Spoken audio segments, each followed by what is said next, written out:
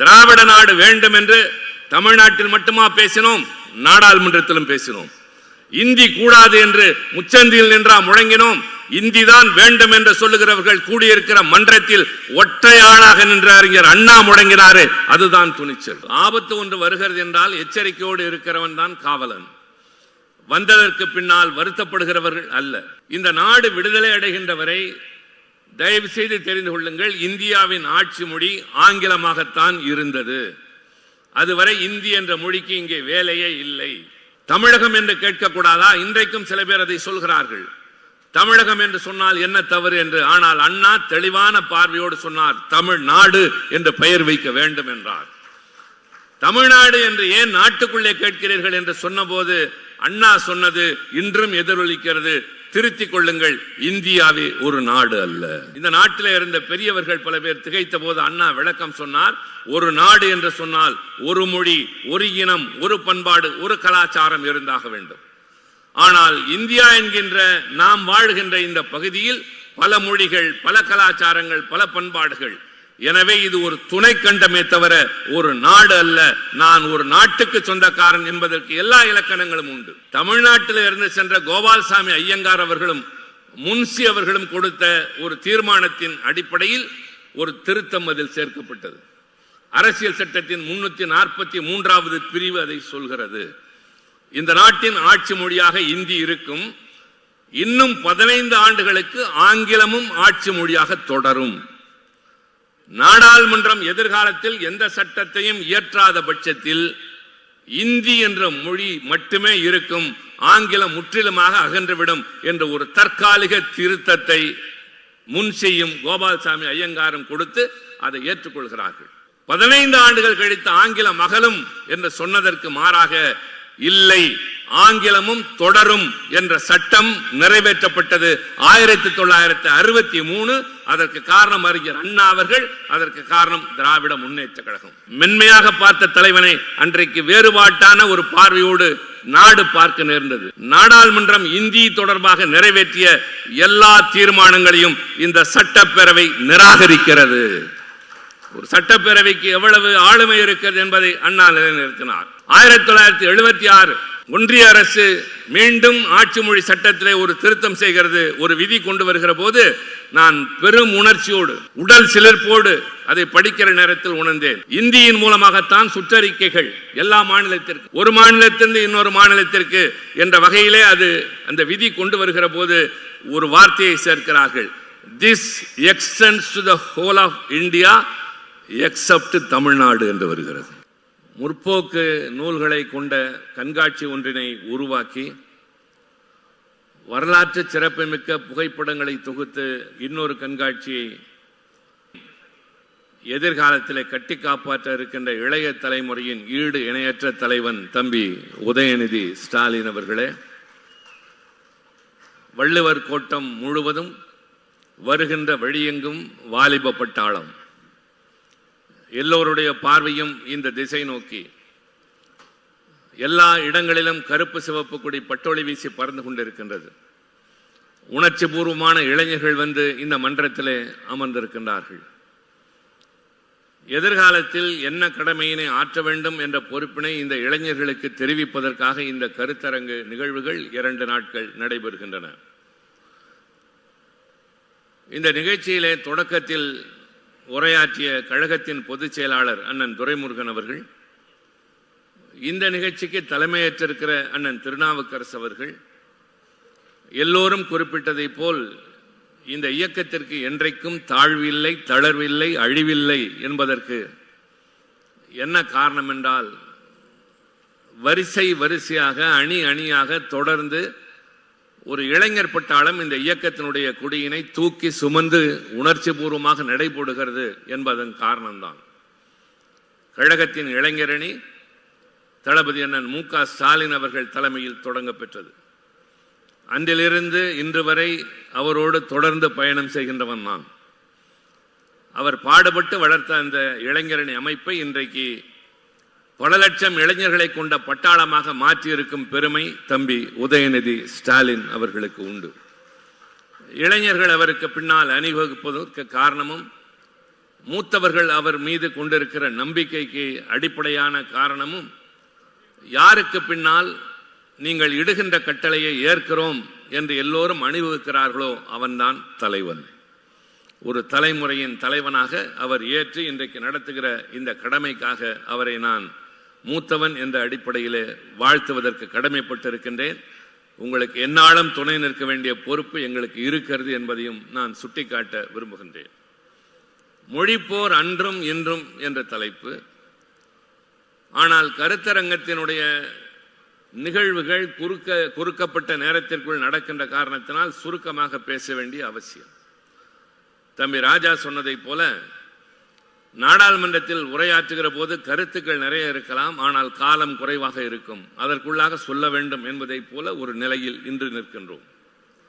மொழிப்போர் என்று சொன்னால் மொழியின் வரலாறு சொல்வதா, மொழிக்காக போர் தொடங்கியதற்கான காரணத்தை சொல்வதா, அந்த போர் நடந்தபோது இன்னுயிரை நீத்தவர்களும் அதை தொடர்ந்து வழிநடத்தி சென்றவர்களையும் நினைவு கூறுவதா, இன்றும் அந்த போர் தொடர்ந்து கொண்டிருக்கிறது, அதற்கு யார் காரணம் என்பதை இளைஞர்களுக்கு அடையாளம் காட்ட வேண்டியதா, நாளை நம்முடைய கடமை என்ன என்பதை பேச வேண்டியதா என்ற இத்தனை கேள்விகளையும் மிகச் சுருக்கமான நேரத்தில் சொல்ல வேண்டிய பொறுப்போடு நான் இருக்கின்றேன்.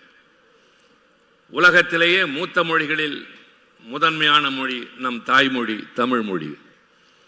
எல்லா மொழிகளுக்கும் எப்போது தோற்றுவாய் என்ற ஆராய்ச்சி ரீதியாக கண்டுபிடித்து விட்டார்கள். இன்று வரை இந்த இயக்க வரலாற்றில் ஏதாவது ஐயம் ஏற்படுமையானால் உடனே நான் அழைப்பது அண்ணன் திருநாவுக்கரசு அவர்களை, அல்லது நூலகத்திற்கு சென்று அவர் எழுதிய நூல்களில் ஏதாவது ஒன்றை தேடினால் எந்த சந்தேகத்திற்கும் விடை கிடைக்கும். அதை போல இந்த மொழியினுடைய வரலாறு நம்முடைய நாட்டிலே இருக்கின்ற இளைஞர்களுக்கு தெரிந்தாக வேண்டும். ஆங்கிலம் தோன்றியது 10வது நூற்றாண்டில், பிரெஞ்சு மொழி தோன்றியது 8வது நூற்றாண்டில், சீன மொழி எல்லாவற்றிற்கும் முந்தைய மொழி, சமஸ்கிருத மொழி மக்கள் மொழியாக இல்லாமல் மூத்த மொழி, இல்லாமல் போன மொழிகளில் கிரேக்கமும் லத்தீனும் ஹீப்ருவும் சமஸ்கிருதமும் என்ற வரிசையிலே எல்லா மொழிகளும் பட்டு போன நேரத்தில் எந்நாளும் இளமை குன்றாமல் இருக்கின்ற நம் தாய்மொழி 5000 ஆண்டுகளை கடந்த வரலாற்றுக்கு சொந்தமான மொழி. அது நம் தாய்மொழி. அதை அழிப்பதற்கு, ஆக்கிரமிப்பதற்கு, அல்லது அதை அகற்றுவதற்கு, அந்த இடத்திலே வந்து உட்கார்வதற்கு வேறு ஒரு மொழி முயலுமையானால், வேறு யாராவது அதற்கு துணை நிற்பார்களே ஆனால் அவர்களை தடுத்து நிறுத்துகிற கேடயமாக தமிழ்நாட்டில் திராவிட முன்னேற்ற கழகமும் அதன் பட்டாளத்து சிப்பாய்களும் இருப்பார்கள் என்பதை என்றென்றைக்கும் நினைவுபடுத்த வேண்டிய பெரும் பொறுப்பு நமக்கு இருக்கிறது. இந்த வரலாற்றினை சொல்லுகிற போது தமிழ்நாட்டிலே முதலாக இந்தி திணிக்கப்பட்டு அதை எதிர்த்து மொழி போர் களம் அமைந்தது 1938. அந்த ஆண்டில்தான், அந்த நிகழ்வின் போதுதான் 14 வயது பாலகனாக, பள்ளி செல்லுகின்ற சிறுவனாக எல்லோரும் வீதியிலே விளையாடி கொண்டிருந்த போது தமிழ் கொடியை கையிலே ஏந்தி ஓடி வந்த இந்தி பெண்ணே கேள், நீ தேடி வந்த கோழை நாடு இதுவல்ல என்று முழங்கியவர் கழக தலைவர் கலைஞர் அவர்கள். ஒரு இளம் வயதில் களத்திற்கு வந்த அவரை நாடு அடையாளம் கண்டது. நான் சுருக்கமாகவே சொல்ல கடமைப்பட்டிருக்கின்றேன் நேரத்தின் கருதி. 1938 இந்தியை கட்டாய பாடமாக கொண்டு வந்தவர் ராஜாஜி. எதிர்த்து களம் கண்டது தந்தை பெரியார் அவர்கள் தலைமையில் அறிஞர் அண்ணா, மறைமலை அடிகள், முத்தமிழ் காவலர் கியாப்பே போன்ற அறிஞர் பெருமக்கள். அந்த போராட்டத்தின் விளைவாக அவர் திரும்ப பெற வேண்டிய நிர்பந்தத்திற்கு ஆளானார். ஆனால் மீண்டும் 1948 இந்தி திணிக்கப்பட்டது. தமிழ்நாட்டின் அனைத்து பள்ளிகளிலும் கட்டாய பாடம் என்ற நிலை வந்த பொழுது அப்பொழுதும் விழிப்புணர்ச்சியோடு, ஆபத்து ஒன்று வருகிறது என்றால் எச்சரிக்கையோடு இருக்கிறவன் தான் காவலன். வந்ததற்கு பின்னால் வருத்தப்படுகிறவர்கள் அல்ல, உணராமலே அதற்கு ஏற்றுக்கொண்டு அடிமையாக வாழ்பவர்கள் அல்ல தமிழர்கள் என்பதன் அடையாளம். முதலாக எதிர்த்ததும் நாம் தான், இன்றும் தொடர்ந்து கொண்டிருப்பதும் நாம் தான். இந்த எண்ணம் மெல்ல மெல்ல மெல்ல இந்தியா முழுவதும் இன்றைக்கு பரவிக்கொண்டே இருக்கின்றது. 1948 நடைபெற்ற அந்த போராட்டத்தின் தளபதியாக அறிஞர் அண்ணா அவர்கள். அதனால் அவரை தளபதி CN அண்ணாதுரை என்று அழைக்க ஆரம்பித்தார்கள். அந்த நாளில்தான் கழகத் தலைவர் கலைஞர் அவர்களுக்கும் இன்றைய முதல்வரின் தாயார் மரியாதைக்குரிய அம்மா தயாள் அவர்களுக்கும் திருமணம் நடைபெற்ற நாளன்று மணமேடையிலிருந்து நேராக போராட்ட களத்திற்கு கலைஞர் சென்றார் என்பதும் வரலாறு. இதையெல்லாம் நான் சொல்வதற்கு காரணம், இங்கே திரண்டிருக்கிற இந்த இளைஞர் கூட்டம் இந்த இயக்கம் ஆளுகின்ற கட்சி என்பதற்காக வந்தவர்கள் அல்ல. மாறாக நாளைக்கு களம் ஒன்று அமையுமானால் எதை வேண்டுமானாலும் இழக்க தயாராக இருப்போம், இந்த கொள்கையில் நாங்கள் வென்று தருவோம், முன்வரிசையிலே நின்று என்று போராடக்கூடிய வீரர்களாக நீங்கள் இருக்க வேண்டும் என்பதற்காகத்தான். இளம் பேச்சாளர்கள் என்று ஒரு பெரும் பட்டாளத்தை தம்பி உதயநிதி ஸ்டாலின் அவர்கள் உருவாக்கி இருக்கிறார். கழக மேடைகளில் அவர்கள் முழங்கி வருகிறார்கள். நம்பிக்கை அதிகமாகின்றது. ஆக 1938, 48 என்று நான் சுருக்கமாக இந்த 2 காலகட்டத்தையும் சொல்லுகிற போது உச்சக்கட்ட போராட்டம் நடந்தது 1964, 65. அந்த காலகட்டத்தில் களத்தில் இறங்கிய மாணவர்களில் ஒருவர் தான் எதிரே இருக்கிற அண்ணன் வைகோ அவர்கள், இன்றைய கழகத்தின் பொதுச் செயலாளர் அண்ணன் துரைமுருகனை போன்றவர்கள். நாங்கள் எல்லாம் பள்ளி மாணவர்கள். சரி, அந்த போராட்டம் ஏன் அந்த அளவிற்கு விஸ்வரூபம் எடுத்தது என்பதை இன்றைய இளைஞர்கள் தெரிந்து கொண்டாக வேண்டும். இந்த நாடு விடுதலை அடைகின்ற வரை தயவு செய்து தெரிந்து கொள்ளுங்கள், இந்தியாவின் ஆட்சி மொழி ஆங்கிலமாகத்தான் இருந்தது. அதுவரை இந்தி என்ற மொழிக்கு இங்கே வேலையே இல்லை. ஆனால் 1950 அரசியல் சட்டம் நிறைவேற்றப்பட்ட நேரத்தில், அரசியல் சட்டம் என்பது தம்பி ராஜா சொன்னதை போல இது குடியரசாக மாறுகிற நேரத்தில் அரசியல் சட்டம் ஒன்று அடிப்படை தேவை என்ற அடிப்படையில் 3 ஆண்டுகள் விவாதிக்கப்பட்டு ஏற்றுக்கொள்ளப்பட்ட அரசியல் சட்டம் இந்திய நாட்டின் அரசியல் சட்டம். உலகத்தில் வேறு எந்த அரசியல் சட்டமும் இவ்வளவு நீண்ட காலம் விவாதிக்கப்பட்டது இல்லை. எந்த அரசியல் சட்டமும் காலத்தின் ஓட்டத்திற்கு தாக்கு பிடித்ததில்லை. ஆனால் இந்திய நாட்டின் அரசியல் சட்டம் இவ்வளவு தூரம் நிமிர்ந்து வலிமையாக நிற்பதற்கு காரணம், பல்வேறு விவாதங்களுக்கு பின்னால் அண்ணல் அம்பேத்கர் தலைமையிலான வரைவு குழு நமக்கு வடித்து தந்த இந்த அரசியல் சட்டம். அந்த அரசியல் சட்டத்தின் நிர்ணய சபையிலே பல்வேறு விவாதங்கள் நடைபெற்றன. இன்றைய ஆளுகின்ற பாரதிய ஜனதா கட்சியினால் புறக்கணிக்கப்பட்டிருக்கிற பழைய நாடாளுமன்றத்தின் மைய மண்டபம் என்று சொல்லப்படுகின்ற அந்த மன்றத்தில் தான் அரசியல் சட்ட நிர்ணய சபை விவாதம் நடந்தது. அங்குதான் அரசியல் சட்டம் ஏற்றுக்கொள்ளப்பட்டது. அந்த அரசியல் சட்ட நிர்ணய சபையில் ஒவ்வொரு பிரச்சனையாக பேசினார்கள். பல்வேறு நாடுகளில் இருந்த பலவற்றை எடுத்துக்கொண்டார்கள். கூட்டாட்சி தத்துவத்திலே தொடங்கி ஒரு நாடு எப்படி இயங்க வேண்டும் என்பதற்கான நிர்வாக முறையிலிருந்து பலவற்றை ஏற்றுக்கொண்ட போது இந்த நாட்டுக்கு ஒரு மொழி தேவை என்ற விவாதம் நடைபெற்றது. அது 2 தலைப்புகளில் நடைபெற்றது. ஒரு சிலர் ஆட்சி மொழி வேண்டும் என்றார்கள். சில பேர் அது தேசிய மொழியாக இருக்க வேண்டும் என்றார்கள். ஆனால் தேசிய மொழி என்ற அந்த கோரிக்கை நிராகரிக்கப்பட்டது.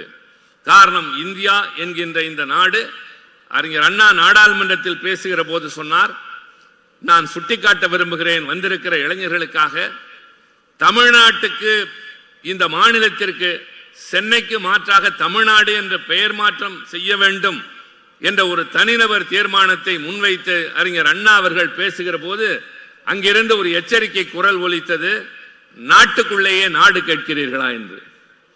தமிழகம் என்று கேட்கக்கூடாதா? இன்றைக்கும் சில பேர் அதை சொல்கிறார்கள். தமிழகம் என்று சொன்னால் என்ன தவறு என்று. ஆனால் அண்ணா தெளிவான பார்வையோடு சொன்னார், தமிழ்நாடு என்று பெயர் வைக்க வேண்டும் என்றார். தமிழ்நாடு என்று ஏன் நாட்டுக்குள்ளே கேட்கிறீர்கள் என்று சொன்னபோது அண்ணா சொன்னது இன்றும் எதிரொலிக்கிறது, திருத்திக் கொள்ளுங்கள், இந்தியாவே ஒரு நாடு அல்ல. திகைத்தது நாடாளுமன்றம் மட்டுமல்ல, இந்த நாட்டில் இருந்த பெரியவர்கள் பல பேர் திகைத்த போது அண்ணா விளக்கம் சொன்னார். ஒரு நாடு என்று சொன்னால் ஒரு மொழி, ஒரு இனம், ஒரு பண்பாடு, ஒரு கலாச்சாரம் இருந்தாக வேண்டும். ஆனால் இந்தியா என்கின்ற நாம் வாழ்கின்ற இந்த பகுதியில் பல மொழிகள், பல கலாச்சாரங்கள், பல பண்பாடுகள். எனவே இது ஒரு துணை கண்டமே தவிர ஒரு நாடு அல்ல. நான் ஒரு நாட்டுக்கு சொந்தக்காரன் என்பதற்கு எல்லா இலக்கணங்களும் உண்டு. எனக்கென்று மொழி இருக்கிறது, எனக்கென்று பண்பாடு இருக்கிறது, எங்களுக்கென்று வரலாறு இருக்கிறது, வேறு எவருக்கும் இல்லாத வரலாறு என்று அண்ணா பேசியதனுடைய தொடர்ச்சி தமிழ்நாடு என்ற இந்த மாநிலத்திலே அன்றைக்கு எழுப்பப்பட்ட அந்த முழக்கம் இன்றும் தொடர்கிறது. தயவு செய்து மறந்து விடாதீர்கள். அரசியல் சட்டத்தின் விவாதத்தின் போது மிக முக்கியமாக விவாதித்தவர்களில் 3 கோரிக்கைகளை வைத்தார்கள். ஒருவர் இந்தி வேண்டும் என்று ஒரு சிலர், இந்துஸ்தானி வேண்டும் என்று பண்டித நேரு உள்ளிட்டவர்கள் காந்தியின் வழியில் சொல்கிறார்கள். இந்துஸ்தானி என்கின்ற மொழி உருதுவும் இந்துவும் இந்தியும் சேர்ந்த ஒரு மொழி. சமஸ்கிருதம் வேண்டும் என்று ஒரு சிலர், ஆங்கிலம் வேண்டும் என்று குரல் கொடுத்தவர்கள் இருவர் தான். ஒருவர் பிராங்க் ஆண்டனி, இன்னொருவர் நசிருதீன் அகமது. இந்த 2 பேரும் சிறுபான்மை இனத்தை சார்ந்தவர்கள். சமஸ்கிருதம் வேண்டும் என்ற கோரிக்கை நிராகரிக்கப்பட்டது. இந்துஸ்தானி என்பதற்கும் இந்தி வேண்டுமா என்பதற்கும் அங்கே வாக்கெடுப்பு நடைபெற்றது. அதற்கு முன்பாகவே காங்கிரஸ் கட்சியினுடைய நாடாளுமன்ற குழு என்று சொல்கிற பார்லிமெண்டரி கமிட்டியிலே ஒட்டுமொத்தமாக இந்தி தான் ஆட்சி மொழியாக இருக்க வேண்டும் என்று ஒற்றை வாக்கில் தீர்மானிக்கப்பட்டதன் விளைவு அரசியல் சட்டத்திலும் இந்தி என்ற மொழிதான் இந்த நாட்டின் ஆட்சி மொழி என்று வருகின்ற நேரத்தில் நன்றாக நினைவிலே கொள்ளுங்கள். முடிந்து போன அந்த நேரத்தில் இதற்கு ஒரு தீர்வாக, இந்த நாட்டில் பல மொழிகள் இருக்கிற போது ஆங்கிலத்தை முற்றிலும் அகற்ற முடியாது, அது நமக்கு உலக அளவிலே தொடர்பு கொள்ளக்கூடிய மொழி, இதுநாள் வரை பழகப்பட்ட மொழி, நீதிமன்றத்தில் அதுதான், நிர்வாகத்தில் அதுதான் என்ற வகையில் தமிழ்நாட்டில் இருந்து சென்ற கோபால்சாமி ஐயங்கார் அவர்களும் முன்சி அவர்களும் கொடுத்த ஒரு தீர்மானத்தின் அடிப்படையில் ஒரு திருத்தம் அதில் சேர்க்கப்பட்டது. அரசியல் சட்டத்தின் 343வது பிரிவு அதை சொல்கிறது. இந்த நாட்டின் ஆட்சி மொழியாக இந்தி இருக்கும். இன்னும் 15 ஆண்டுகளுக்கு ஆங்கிலமும் ஆட்சி மொழியாக தொடரும். நாடாளுமன்றம் எதிர்காலத்தில் எந்த சட்டத்தையும் இயற்றாத பட்சத்தில் இந்தி என்ற மொழி மட்டுமே இருக்கும், ஆங்கிலம் முற்றிலுமாக அகன்றுவிடும் என்ற ஒரு தற்காலிக திருத்தத்தை முன்சியும் கோபால்சாமி ஐயங்காரும் கொடுத்து அதை ஏற்றுக்கொள்கிறார்கள். இதை உணர்ந்த கட்சி திமுக மட்டும்தான். இந்தியாவிலேயே தமிழ்நாட்டில் மட்டும்தான் விழிப்புணர்ச்சி ஏற்பட்டது. எதற்காவிட்டால் ஆங்கிலம் அகன்றுவிடும், இந்தி மட்டுமே கட்டாய மொழியாக ஆட்சி மொழியாக மாற்றப்படும் என்பதை உணர்ந்து நடந்த போராட்டம் தான் 64லும் 65லும் கிளர்ந்தெழுந்த மாபெரும் கிளர்ச்சி.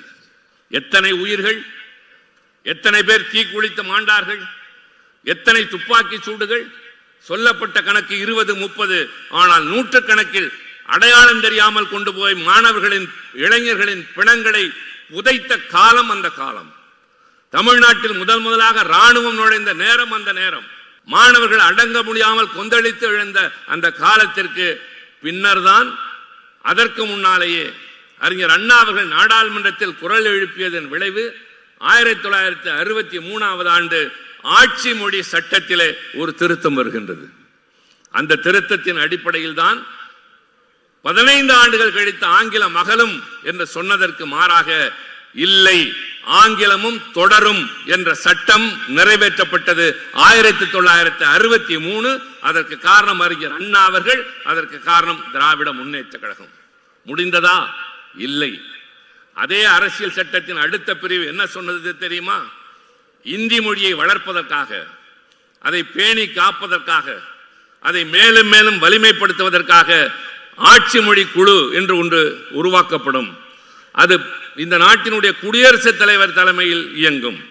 நாடாளுமன்ற உறுப்பினர்களால் கொண்ட அந்த குழு பல்வேறு விவாதங்களுக்கு பின்னால் நாட்டில் இந்தி பரவி விட்டதா, எல்லா இடங்களிலும் இந்தி வளர்ந்து விட்டதா, அலுவலகங்களில் அது பேசும் மொழியாக இருக்கிறதா, அவர்களுடைய பதவி உயர்வுக்கு அது காரணமாக இருக்கிறதா, இல்லை என்றால் என்ன செய்ய வேண்டும், இந்தியை ஊட்டி வளர்க்க வேண்டும் என்று ஆய்வு செய்து தருகின்ற அறிக்கையினை குடியரசுத் தலைவர் ஏற்று பரிந்துரைகள் செய்வார் என்ற ஒரு ஆபத்தான பிரிவும் இருந்தது. இதை உணர்ந்துதான் நான் மீண்டும் சுருக்கமாக சொல்கிறேன். இங்கே மேடையில் ஒரு நாடகம் நடந்தது. அந்த நாடகத்திலே நடத்தியவர்கள் அண்ணாவை பற்றி சொல்கிற போது சுயமரியாதை திருமணத்தை சொன்னார்கள், தமிழ்நாடு பெயர் மாற்றத்தை பற்றி சொன்னார்கள். ஒன்றை மறந்து போனார்கள். மிக முக்கியமாக இருமொழி கொள்கை என்பதை சட்டமாக கொண்டு வந்தது அறிஞர் அண்ணா அவர்கள். அது இல்லாமல் போயிருக்குமேனால் இன்று நம் வாழ்வு இந்த நிலையில் இல்லை. அண்ணா அதைத்தான் சொல்வார், என் ஆட்சி காலத்தில் நான் 3 சட்டங்களை நிறைவேற்றினேன், அந்த 3 சட்டங்களிலும் கை வைக்கிற துணிச்சல் யாருக்கும் கிடையாது. அதுநாள் வரை அண்ணாதுரை தான் தமிழ்நாட்டின் முதலமைச்சர் என்று சொன்னாரே, அதிலே மிக முக்கியமான ஒன்று இந்த இருமொழி கொள்கை. சட்டமன்றத்திலே அண்ணா தீர்மானத்தை கொண்டு வருகிறார். இந்த நாட்டில் மும்மொழி கொள்கை இருக்கலாம், ஆனால் தமிழ்நாட்டில் இனிமேல் இந்தி என்ற மொழி இருக்காது. அடுத்து கவனியுங்கள், அண்ணா என்கின்ற கனிவான தலைவனை, அறிவுள்ள தலைவனை, மென்மையாக பார்த்த தலைவனை அன்றைக்கு வேறுபாட்டான ஒரு பார்வையோடு நாடு பார்க்க நேர்ந்தது. அதில் பேசுகிற போது சொன்னார், ஆட்சி மொழி தொடர்பாக நாடாளுமன்றம் இந்தி தொடர்பாக நிறைவேற்றிய எல்லா தீர்மானங்களையும் இந்த சட்டப்பேரவை நிராகரிக்கிறது. ஒரு சட்டப்பேரவைக்கு எவ்வளவு ஆளுமை இருக்கிறது என்பதை அண்ணா நிலைநிறுத்தினார். அது தொடர்பான எல்லா தீர்மானங்களையும் இந்த சட்டமன்றம் நிராகரிக்கிறது. இங்கே இனிமேல் தமிழும் ஆங்கிலமும் மட்டுமே இருக்கும். ஆங்கிலம் உலக அளவிலே தொடர்பு கொள்வதற்கு, தமிழ் என் தாய்மொழி இந்த மண்ணை காப்பதற்கு, மரபை காப்பதற்கு, வரலாற்றை காப்பதற்கு அடுத்து சொல்கிறார். இந்த நாட்டில் தேசிய மாணவர் படை என்று ஒன்று இருக்கிறது, NCC. அதில் உத்தரவுகள் அனைத்தும் இந்தியிலே தான் பிறப்பிக்கப்படுகின்றன. இந்த மன்றம் இன்றைக்கு தீர்மானிக்கிறது, இனிமேல் தமிழ்நாட்டில் தேசிய மாணவர் படையில் உத்தரவுகள் ஆங்கிலத்தில் மட்டும்தான் பிறப்பிக்கப்படும், இந்தியில் இருக்காது. ஒருவேளை மத்திய அரசு இதை எதிர்க்குமேயானால், ஏற்க முடியாது என்று சொல்லுமேயானால், நான் முதலமைச்சர் அறிவிக்கிறேன், தமிழ்நாட்டில் தேசிய மாணவர் படை கலைக்கப்படும் என்று சொன்ன துணிச்சல் மிக்க தலைவன் அண்ணா. அன்று காப்பாற்றப்பட்டது. இந்த இருமொழி கொள்கையின் காரணமாக இந்தியாவிலே தமிழ்நாட்டில் மட்டும்தான் இருமொழி கொள்கை நிறைவேற்றப்பட்டது. 1976 ஒன்றிய அரசு மீண்டும் ஆட்சி மொழி சட்டத்திலே ஒரு திருத்தம் செய்கிறது, ஒரு விதி கொண்டு வருகிற போது நான் பெரும் உணர்ச்சியோடு, உடல் சிலிர்ப்போடு அதை படிக்கிற நேரத்தில் உணர்ந்தேன். இந்தியின் மூலமாகத்தான் சுற்றறிக்கைகள் எல்லா மாநிலத்திற்கும், ஒரு மாநிலத்திலிருந்து இன்னொரு மாநிலத்திற்கு என்ற வகையிலே அது அந்த விதி கொண்டு வருகிற போது ஒரு வார்த்தையை சேர்க்கிறார்கள், this extends to the whole of India except Tamil Nadu என்று வருகிறது. ஒரு சட்டத்தில் ஒரு திருத்தம் வருகிறது, இந்தி எல்லா மாநிலங்களுக்கும் தொடர்பு மொழி என்று வருகிறது, அலுவல் ரீதியாக தொடர்பு கொள்கிற மொழி அது. ஆனால் தமிழ்நாட்டிற்கு விதிவிலக்கு என்று சொன்னதற்கு காரணம் கருப்பு சிவப்பு கொடி, அதன் வயதுதான் 75. முடிந்ததா? 1986 அரசியல் சட்டத்தை எரித்து தலைவர் கலைஞர் அவர்கள் சிறைச்சாலைக்கு சென்று அவருடைய சட்டமன்ற உறுப்பினர் பொறுப்பு, அன்றைக்கு பேராசிரியருடைய பொறுப்பு என்று 10 பேருடைய பொறுப்புகள் பறிக்கப்பட்டன. ஆனால் ஓயவில்லை, தொடர்ந்து கொண்டே இருக்கிறது இந்த போராட்டம். இன்றைக்கு என்ன நடக்கிறது? ஒன்றியத்தில் இருக்கிற அரசு நேரடியாக மறைமுகமாக எல்லா வகையிலும் இயற்றுகிற சட்டங்கள், அவர்கள் செய்ய முயல்கிற அத்தனையிலும் இந்தி மட்டுமே என்று வருகிறது. இந்தியன் பீனல் கோட், EPCO திரைப்படங்களிலே கேட்டிருப்போம், வழக்கறிஞர்களின் வாதத்தை பற்றி தெரிந்திருப்போம்.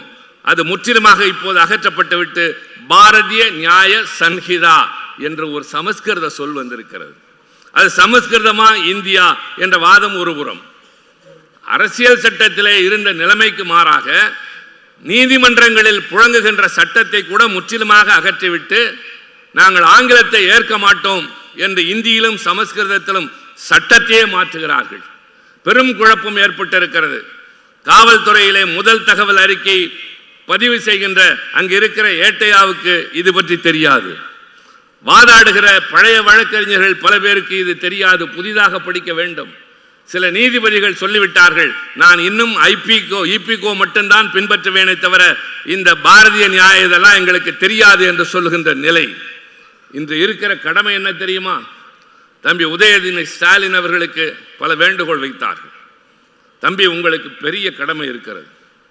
நாடாளுமன்றத்தில் அண்ணன் முரசொலி மாறன் அவர்கள், அப்போது அவரோடு இருந்த அண்ணன் வைகோ அவர்கள் கொண்டு வந்த ஒரு தனிநபர் மசோதா, அதற்கு 30 ஆண்டுகளுக்கு பின்னால் நான் கொண்டு வந்த அதே தனிநபர் மசோதா வேறு ஒன்றும் இல்லை.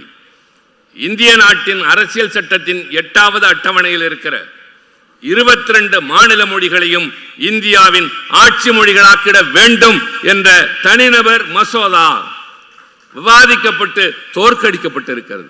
அன்றும் தோற்கடிக்கப்பட்டது, நான் கொண்டு வந்த போதும் தோற்கடிக்கப்பட்டது. ஆக போராடி கொண்டே இருக்கிறோம், கொஞ்சமும் சளைத்ததில்லை. திராவிட நாடு வேண்டும் என்று தமிழ்நாட்டில் மட்டுமா பேசினோம், நாடாளுமன்றத்திலும் பேசினோம். இந்தி கூடாது என்று முச்சந்தியில் நின்றா முழங்கினோம். இந்தி தான் வேண்டும் என்று சொல்லுகிறவர்கள் கூடியிருக்கிற மன்றத்தில் ஒற்றையாளாக நின்ற அறிஞர் அண்ணா முழங்கினாரே, அதுதான் துணிச்சல். மாநிலங்களுக்கு அதிக அதிகாரம் வேண்டும் என்று வலிமை வாய்ந்த ஒரு அரசாங்கம் என்று நடத்துகிற மத்திய அரசாங்கம் என்று சொல்கிற ஒன்றிய அரசை எதிர்த்து மாநிலங்கள் இல்லாமல் இந்த நாட்டில் ஒன்றியங்கள் என்பது கிடையாது. யூனியன் இஸ் அன் ஆனியன் என்று அண்ணா சொன்னார்.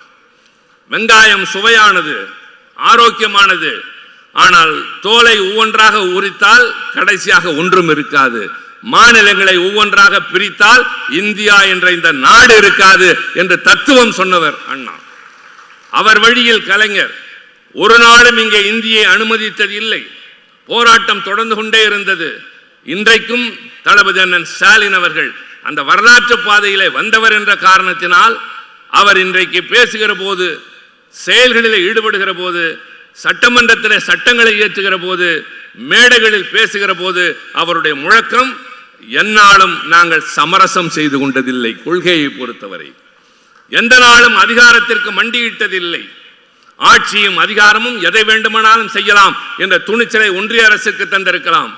எங்களுக்கு ஆட்சியும் அதிகாரமும் இருக்கிறது, நீ செய்வதை எல்லாம் தடுப்பதற்கும் எதிர்ப்பதற்கும் துணிச்சல் இருக்கிறது. ஆக ஆட்சியிலே இருக்கிறோம் என்பது மட்டுமில்லை, அதை கடந்து கொள்கை பட்டாளமே, எதிரே வந்திருக்கிற ராணுவ வீரர்களை ஒத்த இளைஞர் அணியை சார்ந்த தோழர்களே, உங்களுக்கு கடமை என்பது இந்த கட்சியை ஆட்சியில் அமர்த்த வேண்டும் என்பது மட்டுமல்ல. அண்ணன் திருநாவுக்கரசு விளக்கம் சொன்னதை போல இந்த இயக்கத்தின் கொள்கைகளை வென்றெடுக்க வேண்டிய கடமை உங்கள் கையில் இருக்கின்றது.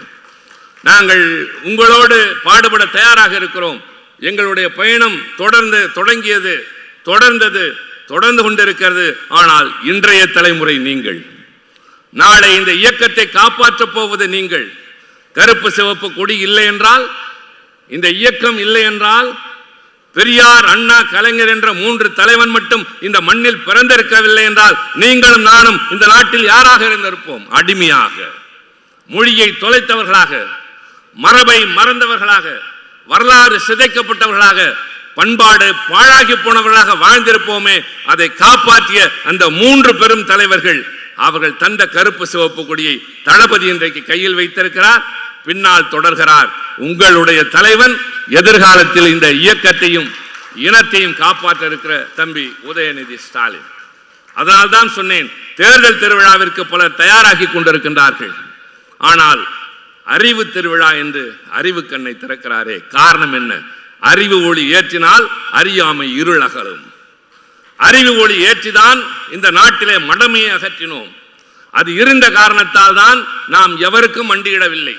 தளபதி இங்கே பேசுகிற போது சொன்னாரே, தேநீர் கடைகளில், முடிதிருத்துகிற கடைகளில், தையல் கடைகளில் எங்கெல்லாம் பாமரர்கள் கூடுகிறார்களோ, எங்கெல்லாம் பாட்டாளி வர்க்கம் இருக்கிறதோ அங்கெல்லாம் கழகம் பேசப்பட்டது. சாதாரணமான தொண்டன் கியூபா நாட்டை பற்றி பேசினான் என்று சொன்னார். பிரெஞ்சு நாட்டு புரட்சியை சொன்னார்கள். வால்டரும் ரூசோவும் வாயிலிருந்து சரளமாக வெளிவந்தது கழகத்தோழனின் தன்னுடைய மேடைகளிலே. அதற்கு காரணம் அண்ணா எழுதிய கடிதங்கள், கலைஞர் எழுதிய வசனங்கள், பின்னர் அவர் எழுப்பிய முழக்கங்கள்.